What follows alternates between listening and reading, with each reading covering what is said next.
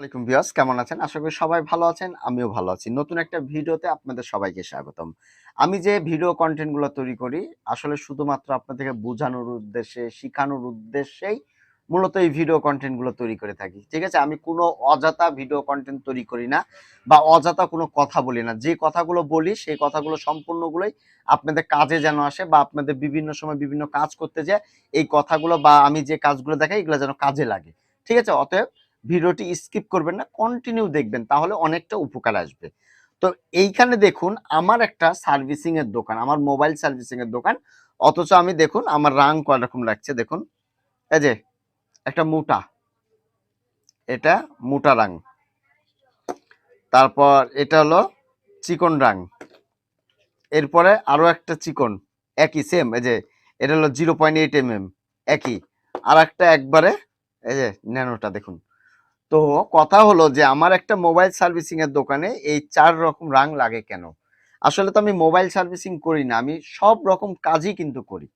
তো আমি আপনাদেরকে বলে রাখি, এই যে এখানে যে রাংটা দেখতে পাচ্ছেন, এই রাংটা আর এই চিকন রাংটা এটা শুধুমাত্র মোবাইল সার্ভিসিং এর কাজে আমি ব্যবহার করে থাকি। কেননা এগুলাতে টিনের পরিমাণ অনেকটাই কম থাকে, টিনের পরিমাণ অনেকটাই কম থাকে, এজন্য খুব সহজে এই রাংগুলো গলে যায়। ঠিক আছে? তারপর আসি, এগুলো আমরা কাজ করি যে বোর্ডগুলো আছে আমাদের, যে এই ধরনের বোর্ডগুলো, এই যে সার্কিট বোর্ডগুলো, এই বোর্ডগুলোতে এই রাংগুলো ব্যবহার করি। আমি যদি আপনাদেরকে একটু নমুনা স্বরূপ একটু দেখানোর চেষ্টা করি যে আসলে এই ধরনের রাংগুলো কিভাবে কাজ করে।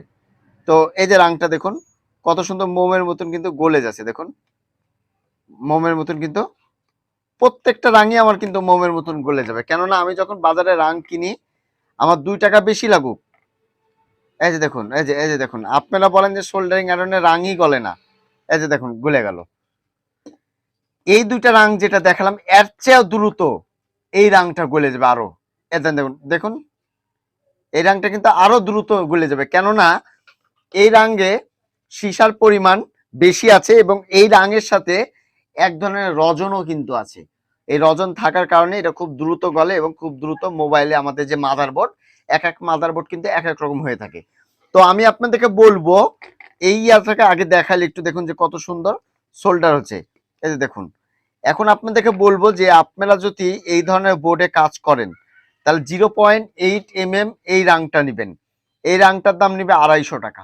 তো এই ধরনের রাং যদি নিয়ে থাকেন আপনারা, তাহলে মোটামুটি আপনারা কাজ করে অনেক ভালো পাবে, ভালো হবে।